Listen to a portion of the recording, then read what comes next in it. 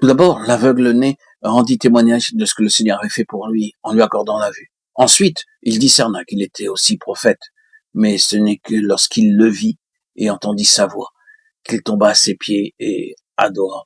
Le Seigneur est venu non seulement pour nous racheter, mais pour que nous le voyions par une révélation du Saint-Esprit. C'est là le but merveilleux et glorieux de la vie. Révéler Christ, qui est la vie et la lumière. En elle était la vie, et la vie était la lumière des hommes. Jean 1,4. Vie et lumière sont des éléments de l'émancipation par lesquels nous sortons de nous-mêmes, car Dieu nous apporte une autre vie, différente, avec d'autres dimensions. C'est une vie qui voit l'invisible et entend. Elle nous ouvre la porte des mystères cachés. Que dire de la terrible réponse du Seigneur à la question des pharisiens? Nous aussi, sommes-nous aveugles? Jean 9,40. Sinon, qu'elle s'applique à tous ceux qui disent « nous voyons, nous possédons la vérité ».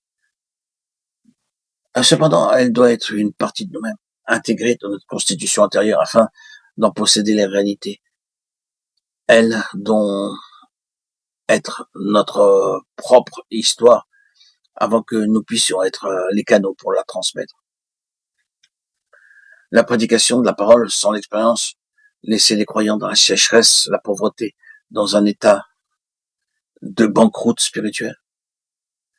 Quant à l'évangile prêché sans la révélation de Christ, il a plu à Dieu de révéler son Fils en moi, est un obstacle insurmontable à l'accomplissement du dessein de Dieu lié à l'Église. L'Église ne peut être sans l'expérience de la croix dans ce qu'elle est pour Dieu. Non seulement le côté de notre justification, mais la fin totale, absolue, définitive de ce que nous sommes en nous-mêmes, car Dieu a sa nouvelle création dans la résurrection. L'empressement de notre cœur à la rechercher, à le connaître à son origine et son centre dans la croix. Elle est une puissance qui, dans son principe, est l'essence même de la vérité la plus profonde, celle de donner à Dieu le droit le plus absolu de régner et de constituer, sur le fondement de Christ crucifié, un type d'homme nouveau, une création totalement nouvelle.